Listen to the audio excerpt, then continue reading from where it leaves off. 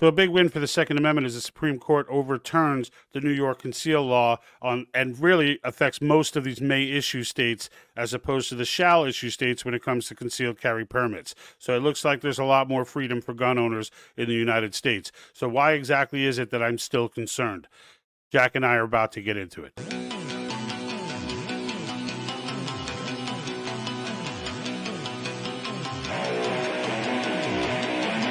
Doesn't anyone notice this? I feel like I'm taking crazy pills! I don't want you to ride. I don't want you to write to your congressman because I wouldn't know what to tell you to write. I don't know what to do about the depression and the inflation and the Russians and the crime in the street. All I know is that first, you've got to get mad. Is the whole world gone crazy? Am I the only one around here who gives a shit about the rules? You have the luxury of not knowing what I know.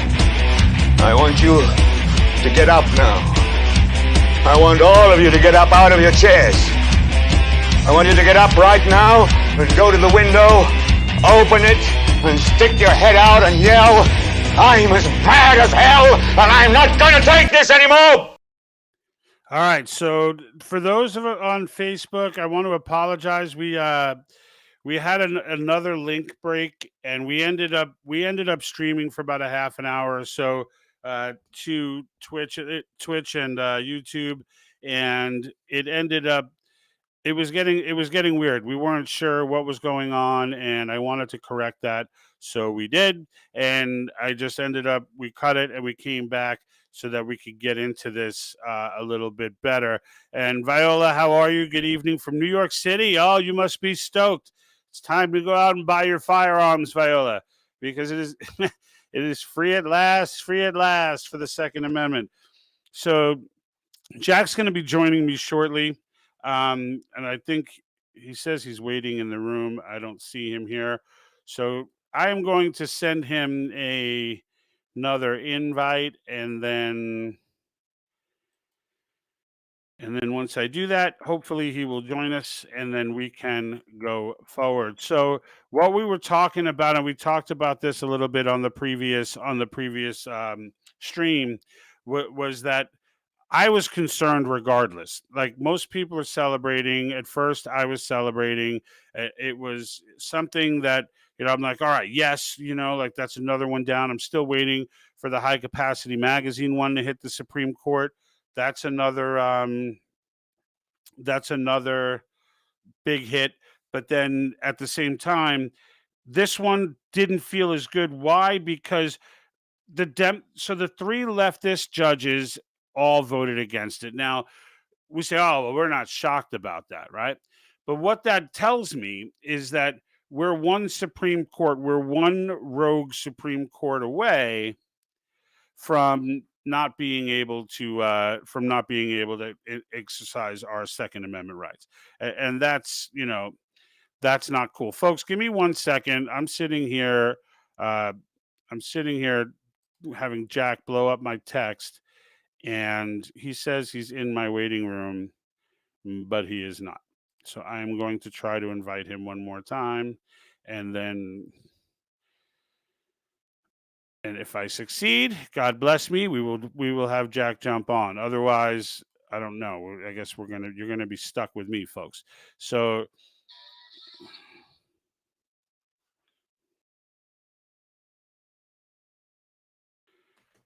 all right, I have Jack on the phone.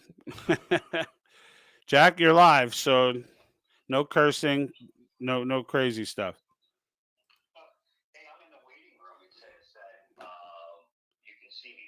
I cannot. Do you see me in the waiting room? No. Yeah, that's because you're not in the right waiting room. So I'm going to try and send you one more link. This time I'm going to send it to you as a moderator. Okay. And see if that gives it to you. And then hopefully, folks, we can get Jack into the jam. So, all right. All right, so here you go. You guys are all excited now. Everybody got fired up. We wanted to celebrate, and now Jack locked himself in the waiting room. All right. Let's copy. And so hopefully this works. I don't really have a plan B. Well, I got one that came in 2 minutes ago. Try it.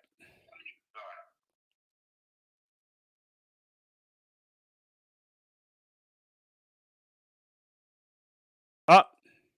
Ladies and gentlemen, I introduce to you Jack Burns. All right. So you hung up on me, Jack. I'm offended. All right. I So did.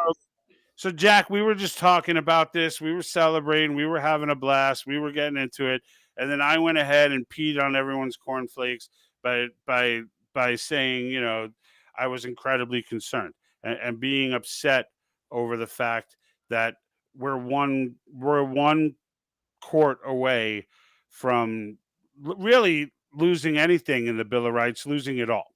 And this is this brought me to rethink, or I should say rethink. I should say to reappreciate and value the importance of what goes on in this convention of states when we call it, because this has to get addressed there.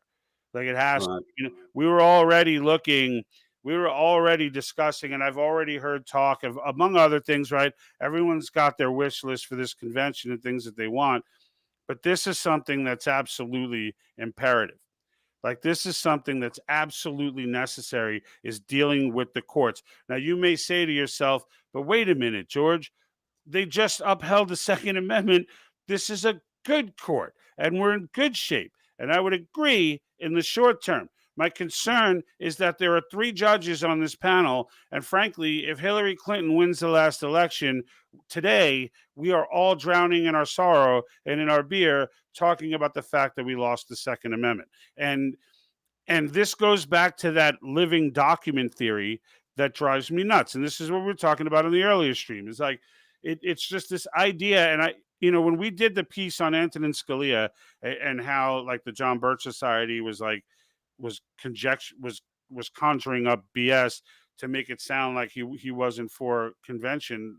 And while we were doing that, we kind of got into details of how Scalia felt, and as I was watching that video that I clipped for you guys, it was a long interview with Ruth Bader Ginsburg, and I watched the entire thing because I was intrigued by it, that these two polar opposite justices can like get along the way they do, and just watching them interact in a friendly way, and they were genuinely friends. But one of the things that they vehemently disagreed with each other on, and it's something that really like opened my eyes, was Ruth Bader was well open about talking about, and hello Zavuya. So Ruth Bader Ginsburg was way too comfortable talking about living constitutions and even giving examples of how she would interpret it and how she would, and Scalia was like his eyes are rolling and he can't, but like, but it made me think. And when I saw what happened today, the Second Amendment is very clear. They've been trying to attack it forever. I mean, stare decisis is on the side of the Second Amendment, you know, being what it, every single precedent that's been set has been that the right to bear arms shall not be infringed. Like all of the attempts to constantly infringe on this right fail, right? All of them. They just keep failing. And in the end, like they fail because they should fail. But when you look at these living document people, now you're in a situation where she literally is explaining that we can reinvent the Constitution based on the day and age that we live in. And if we think that something is outdated, then the way to fix that is by us just saying it's outdated and coming up with a new rule. Yeah, which really boils down to, the opinion of 6 people, right? And it's Right. really Or the 9 basically people calling now it- today, yeah. Yeah, today, right? And so the fact of the matter is that the solution is really to make it as difficult for the Supreme Court to amend our Constitution as it is for us to put together a convention of states, right? It should not be as simple as it is. We need to move away from the appointment of judges by the presidents. I mean, look, our side won because of Trump, right? But it could have gone the other way, just as you pointed out. And Exactly. we could be sitting in a whole different position today, and we could be having a whole bunch of these folks taking away our Second Amendment right. They're already infringing on other rights, right? So, what we need to do at the legislative level is we need to spread it out, you know, spread it across the states, have a Supreme Court justice that's appointed by each and every state, and they That have a was the particular. best idea that I've heard. Of I think all it's the a great one. suggestions that I heard, and I remember you're the first one that told me that suggestion, and when I first heard it, I was like, "That's crazy. We can't do that." Yeah. But then the more I thought about it, the more I was like, "That makes total and complete and unwavering sense." You know why Like that is? because it was your idea. That's it. I got a feeling you were going to say that, but I Uh, do we do. recall that you heard someone else was suggesting that, wasn't? Was it not so? Like, Perhaps. Perhaps. yeah, yeah. We won't talk about them though. No, let's leave them out. They're not on the show. No sense But crediting I them. mean, that would solve a lot of issues, right? Because Right. the whole court stacking, right? Like whether it's a Republican or a Democrat, like they really believe that they have that it would be legal for them to stack the court, and technically, they might be right. Like Technically. technically they might be right because there's nothing specifically saying that they can't. So then Right. it's whenever there's not something saying you can't, well, then you assume that you can, Right. like and that's what makes that hairy. And it's like I never liked the idea of the president appointing justices. I never liked the idea because I don't like it's such an important decision that when it's in the hands of one person, it's friggin' scary. Like it's just scary to me. And like so and today just kind of gave me a wake-up call as to why. Because, Right.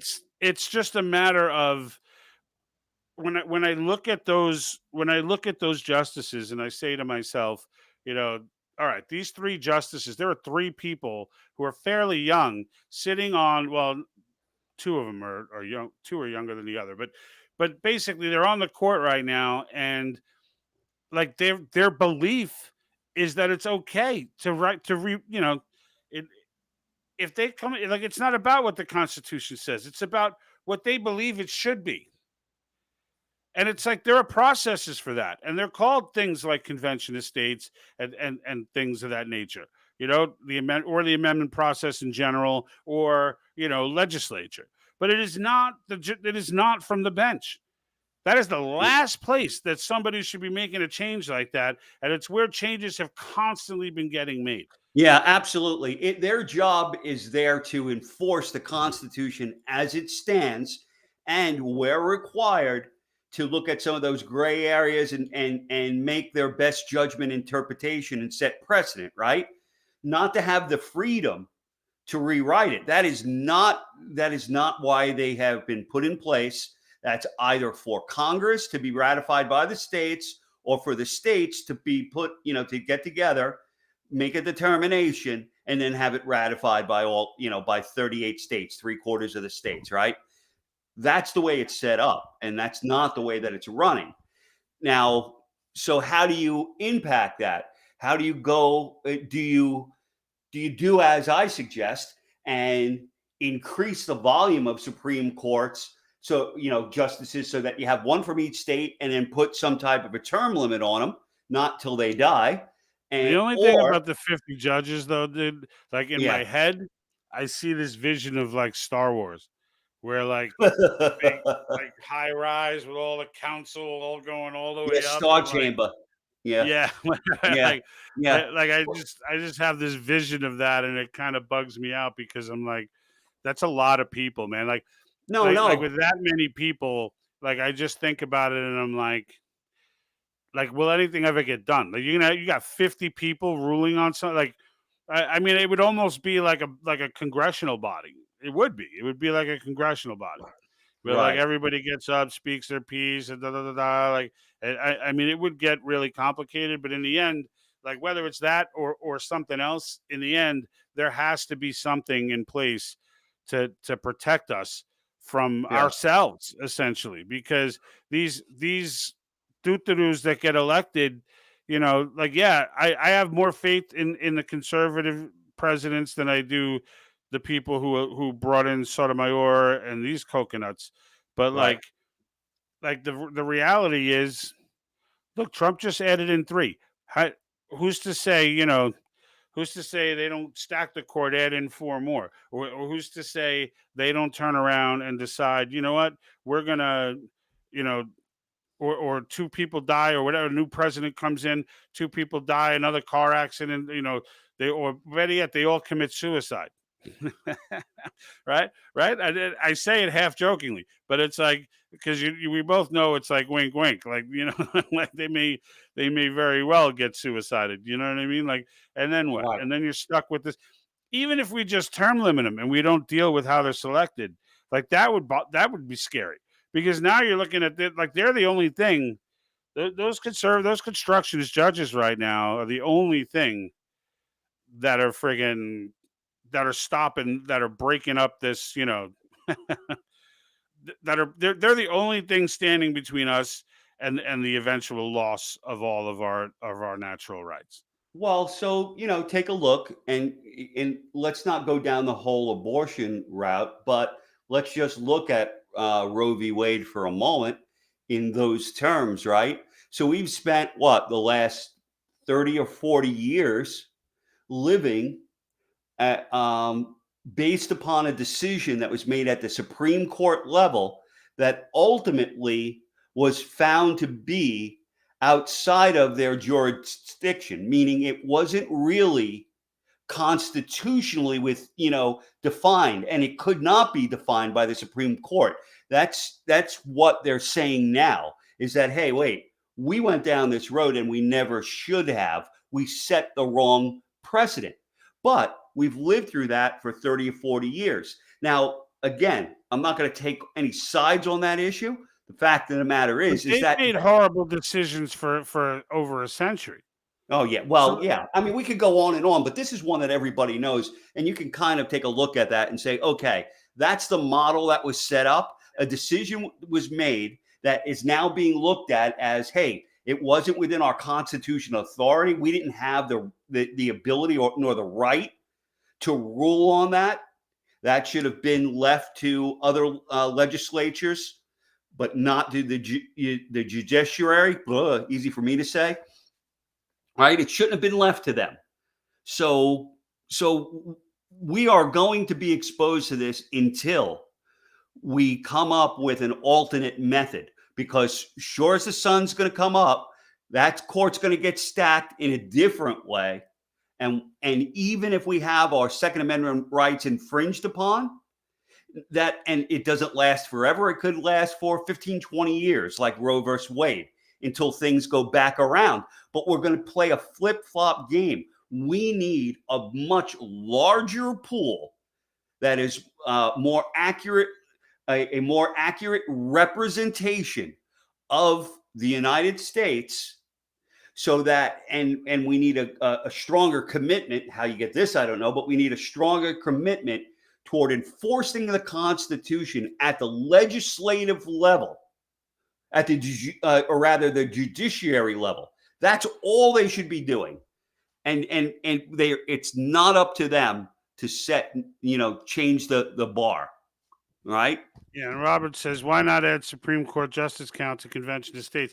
It actually, and correct me if I'm wrong, Jack, but isn't that where that idea came from? That 50, like, each state selects its own justice. Didn't that come from cause? Was it from cause action, or just from like a pro cause I site? mean, George, usually the way my mind works, if I come up with, if I find something and I say it long enough, I can't remember anybody else saying it before me. So I naturally just take it in, and it's, so I Right. really don't recall. So as far as I know, Gotcha. it originated with me, Georgie. It So it was Jack's idea. was my And idea. yeah.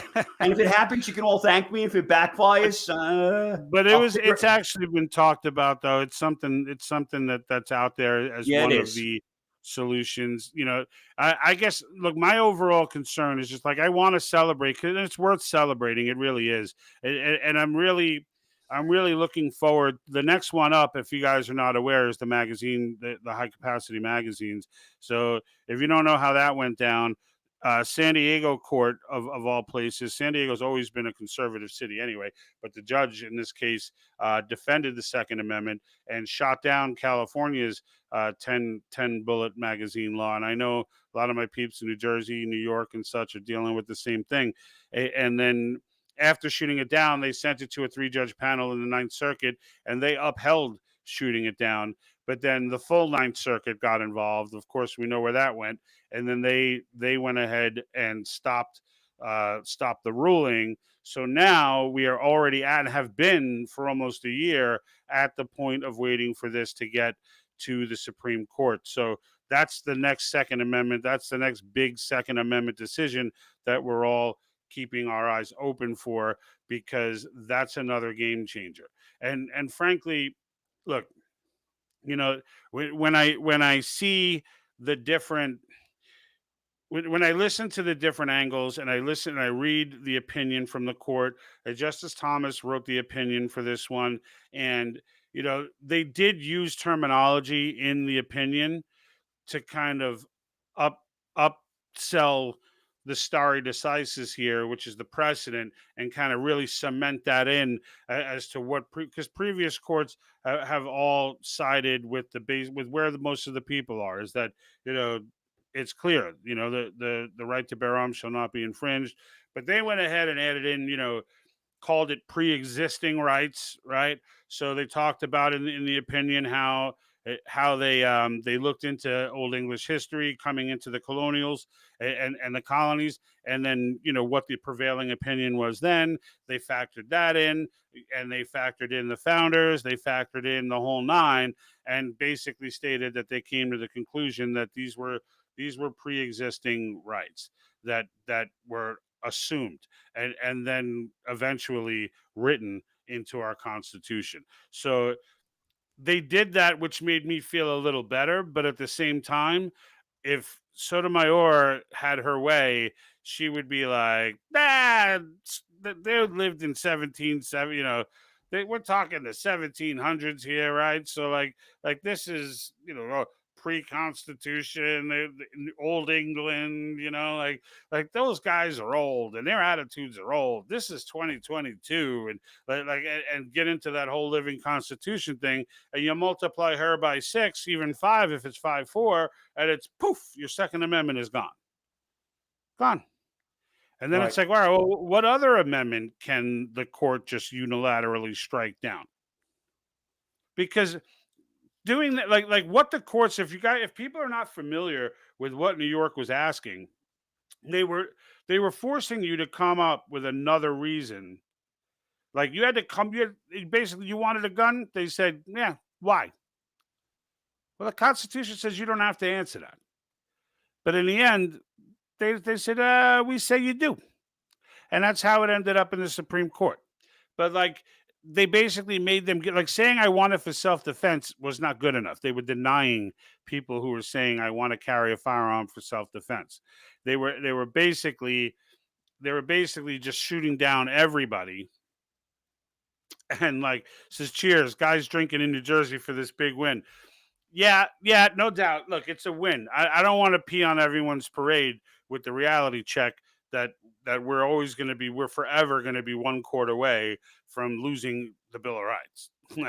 like, that's reality, and like these judges just made that very clear, because this was a softball.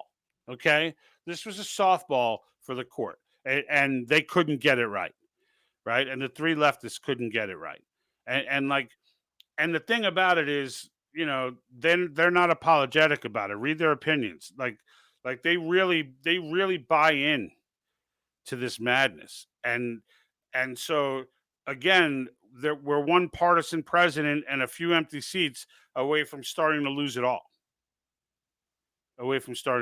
This convention is becoming more important now than maybe it's ever been with respect to how quickly we call it, because I don't know how much time, I mean, we got time with this court, so I'm not paranoid that but now we got an attempt on Kavanaugh's life recently, right? We got Clarence Thomas getting ill, right, going to the hospital with a mysterious illness, and Scalia just passed away from natural causes, right, in his hotel room or wherever he was, and like these types of things scare me because there's nothing to stop them from doing it.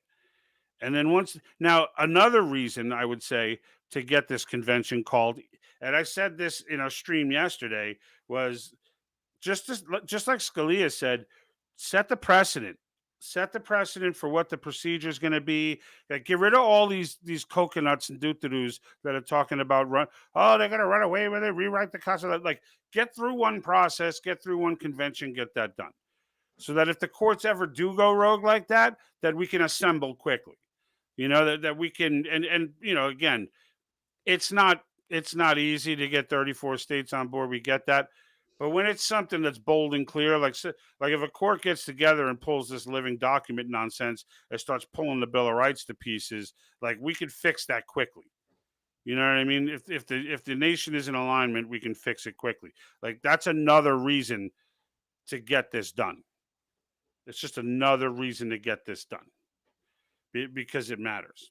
And then I want to just point out, Anthony Pantanello says, I need a Patriot think tank shirt. Anthony, we can answer your calling.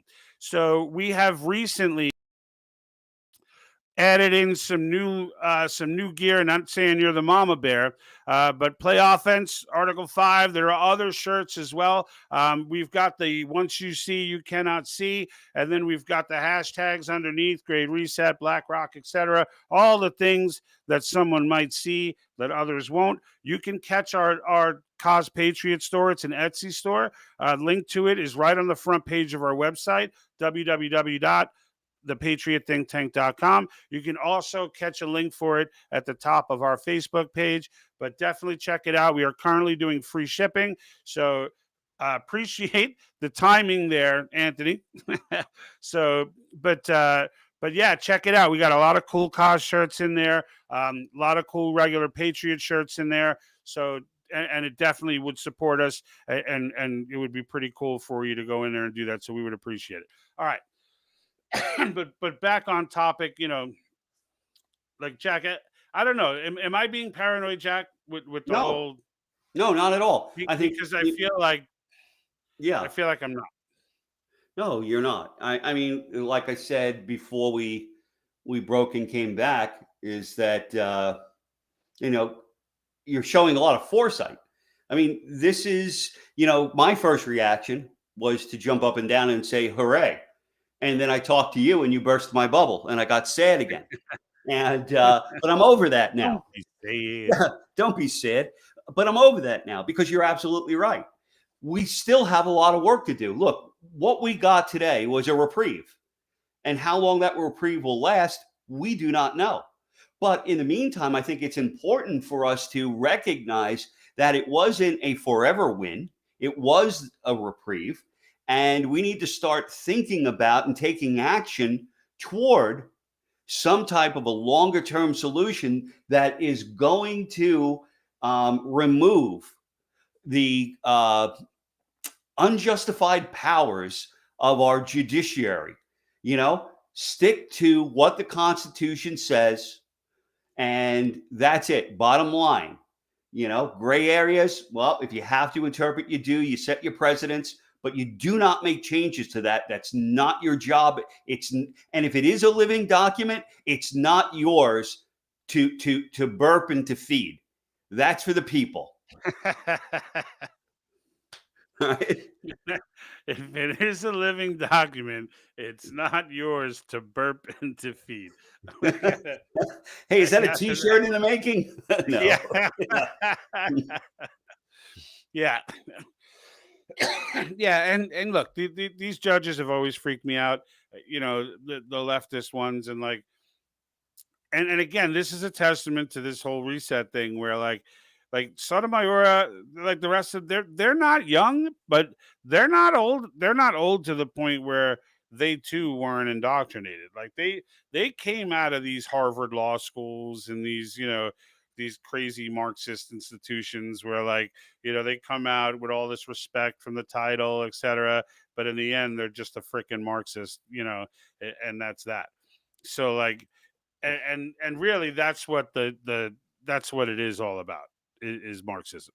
like when you boil it all down, all the madness that we're dealing with everywhere, the entire Great Reset concept, NWO, blah blah blah blah blah, all of that is all freaking nonsense. It's all Marxist, every bit, and that's what we're up against. And it's like, I should make a T-shirt. I see Marxists, Yeah. like the I see dead people, right? Yeah, But yeah, I it's like, remember. I knew what you were alluding to. Yeah. You because know, because it's true. it is. It is. I think it is to a very large extent. And it, one of the biggest tragedies that's occurring right now is that we are divided into Democrat and Republican. And it's the same damn people over the top that are telling the Democrats, the Nancy Pelosi's of the world, the Joe Bidens of the world, what to do. It's the same overarching, elitists that are telling the Mitch McConnells of the world Yeah, what to do. It's on both sides of the house. And the fact of the matter is that you you can't say I'm a Republican, you can't say I'm a Democrat, because in the end, you have the same, abuse of power that's they're occurring. Americans and Marxists, bro. Yeah. That's it. Americans and Marxists. There's no middle ground. You either love the country or you don't. I don't care what your position is on taxes. You're either like the core issues, like you're either in or you're out. Because if you're Marxist, you don't like the country. Like that's what it comes down to. If you're Marxist, you don't like the country. And Robert says, "I'm an American. I'm an American too." And that's an easy, no thought, thing for me to jump off and say, because it's obvious to me. But it is not obvious to everybody. There are people in this country whose brains have been scrambled by these psychops, and they're just freaking the stuff that the predictability of their triggering is just like, so, like they don't even know, like, because they don't argue with anybody like themselves, so they don't realize that everything that they tell you is pre-programmed. Like they don't realize that. Like they don't realize that everyone that I talk to, as I debate one of these people, and then they start to descend into the insults, and because they start losing their minds, right? But every single one of them, they don't bring up the same case. Like they're not making the same general case. They're saying things verbatim, like they're using to like they use all the Q words that get put out there, like the big lie, right? And like even CNN's like CEO is trying to trying to salvage that freaking place, but like in the end, one of the things he said was, "Please stop saying the big lie. You sound like and he's like someone from the inside telling him what they sound like. Like you sound indoctrinated." Like it's crazy how it is, but like they come up with a talking point. Every news network regurgitates it, and it almost always comes from one of the elites. And I don't even know that the news people know that they're doing it. Like I think you have to be on the outside looking in. Viola Demerick says, "I'm a true Native American." Awesome, awesome. See that? We got everybody on this show, bro. But that's cool. Let me know what tribe. Put in the quotes what tribe you're from, because that's kind of cool too. I'm not sure what state you're in right now, but that's definitely cool. And then she also says, "I don't argue with anyone. I pray for them." Absolutely, absolutely, right. I mean, that's what it comes down to. But I mean, and sometimes I guess I use the term argue a little bit loosely. Like I really mean, I'm debating these people, but it kind of feels like an argument when they start like I don't know if who was watching yesterday, if they're on today, whatever. But like yesterday, I was talking about, I went on Twitch and I just kind of explored because we've been streaming at Twitch, but I never really mess around with Twitch because like it was just something. It was something where we just thought we would go behind enemy lines and just just we're gonna leave this right here. Kind of run and walk away, and just let the videos play when they do. And we've gotten some pretty cool people off Twitch as well. But I went and watched some of their political channels and saw this one dude gawking over the January 6th trial, like, "Oh, you poor baby. Oh my gosh." And then the woman, the actress is there with, I can't even sleep anymore. And he's just like live watching this, like, oh my God. And I thought he was like trolling. Like, like I didn't know that there were like real people who like, who like really believe that stuff. Like I didn't know they even existed. So I put in like, yeah, this is hilarious or something like that. And he lost his mind. He lost it. He's like, "Oh, you effing this, you effing that. Oh, because you named yourself the effing patriot thing, take it in. And you're gonna do this, that, or that." And I was just like, wow, cuts off my like, and I'm trying to like respond back to him, like try and like make it resemble discourse in some way. And he just like lost his mind. Stopped. He deleted all of my comments and like blocked me from putting. I was just like, oh my God, dude, like but that's what we're dealing with in some cases, right? Like this is what Hmm. like these people are unhinged upstairs. Like they're not all there. Yeah, it's hard to have a discussion. Oh wow, and a little Irish. You're in the Irish tribe. No, that's pretty cool though. Cherokee in there. Wow. Okay. Okay. Mohawk, Blackfoot. That's pretty cool. That's pretty cool. Well, welcome aboard, Viola. It's good to have you on. We definitely appreciate your comments. Anyone else who's watching, you got something to say, throw it out there. We will put it up on the screen and address your concerns or your question or whatever it may be. But Jack, look, it's right now. Like really in every show, I bring up convention estates in some way, and Hmm. because if you haven't noticed, like it's not like I'm stretching, right?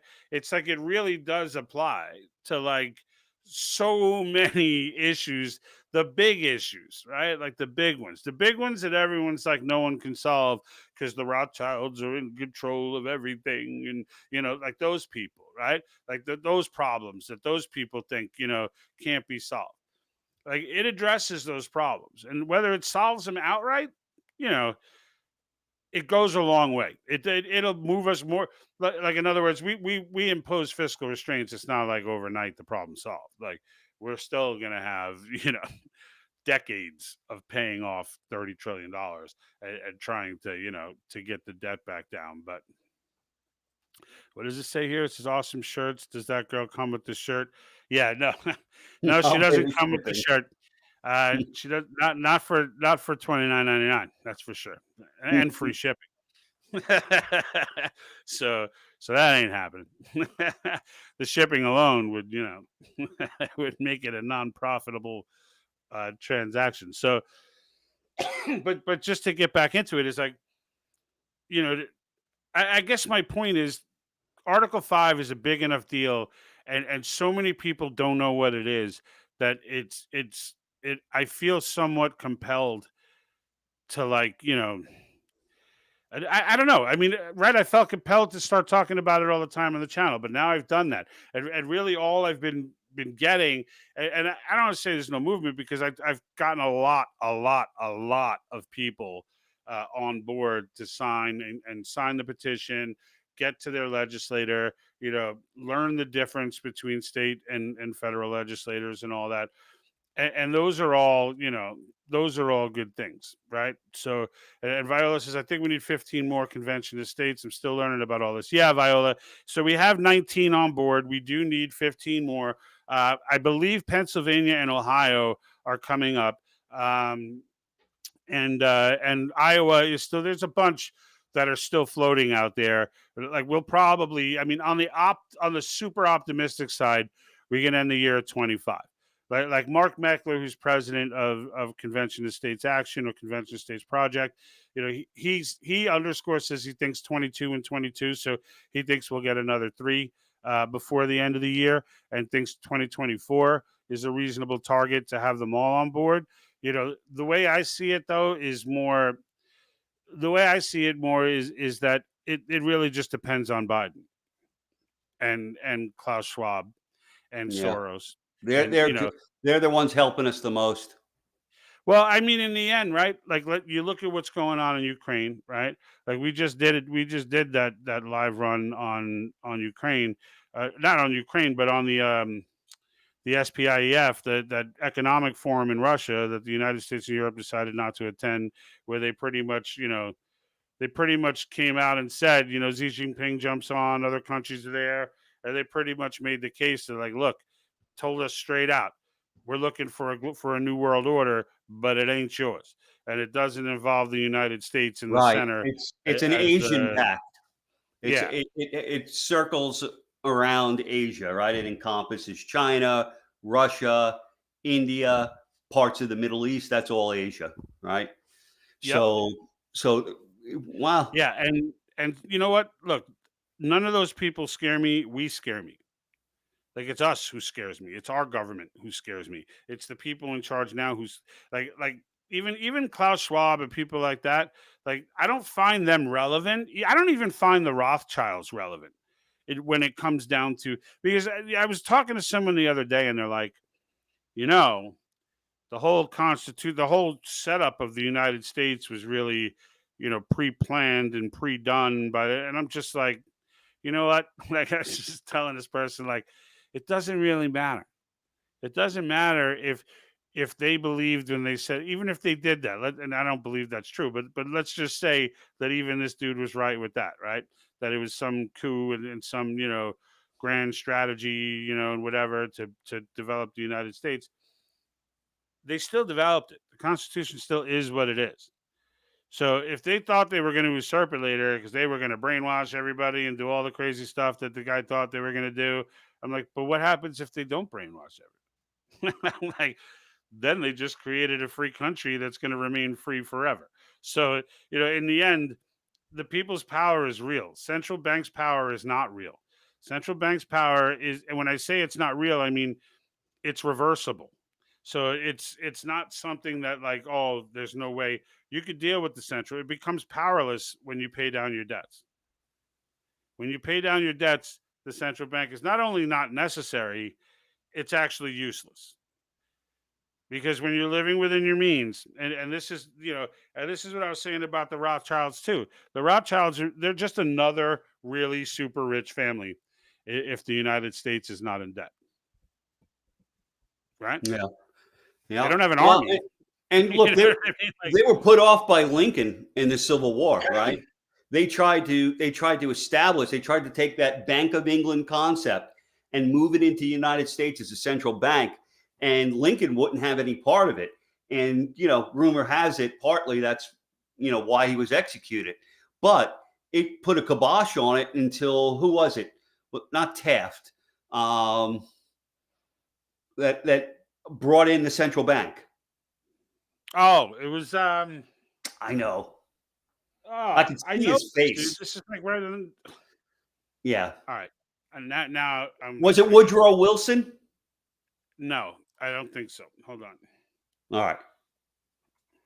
But in the end, though, whoever brings in the central bank, it's not the point. The point is the bank is only as valid as our debt is. Like, Well, this is yeah. why monetary theory comes out, modern monetary theory.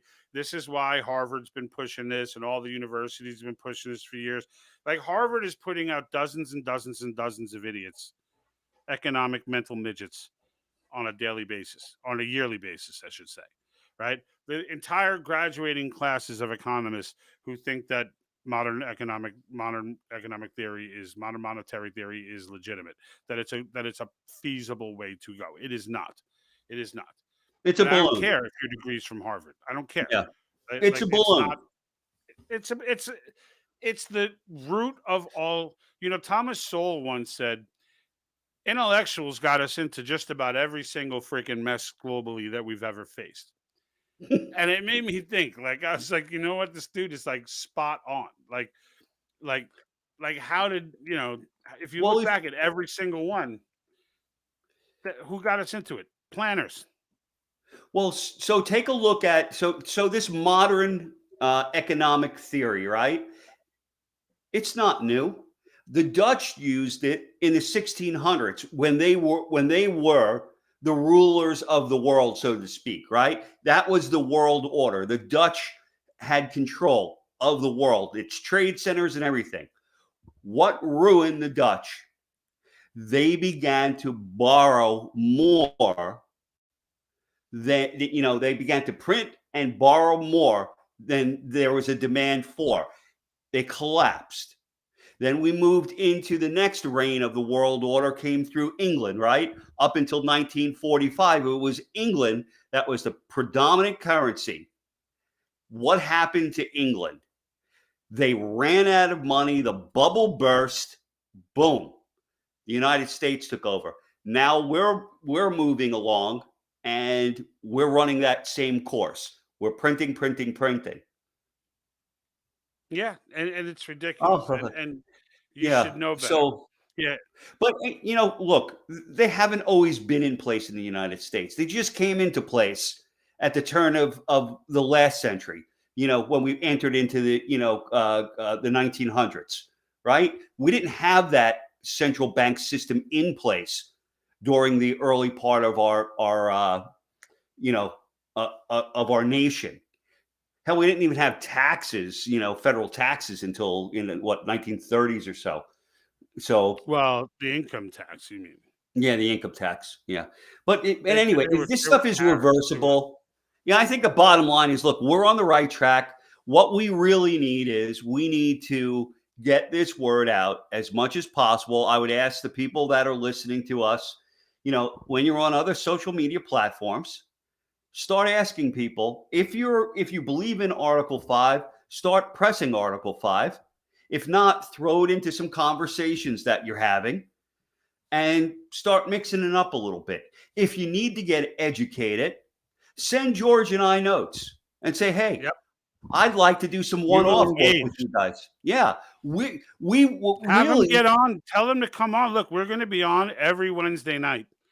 Every right. Wednesday night at 5:30, we're coming on. Whatever the topics are that we're going over, it's not going to matter if someone ever has a question on Article 5 and they want to ask us directly. That's the forum to do it in, because I can Yeah, answer it. Jack can answer it.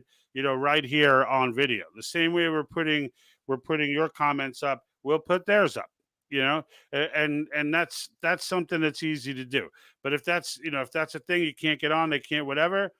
All right. Well, then the easiest way to know is if if you subscribe to our YouTube channel, click that little bell. It'll give you alerts when we come on. They're like reminders that we're going live, etc.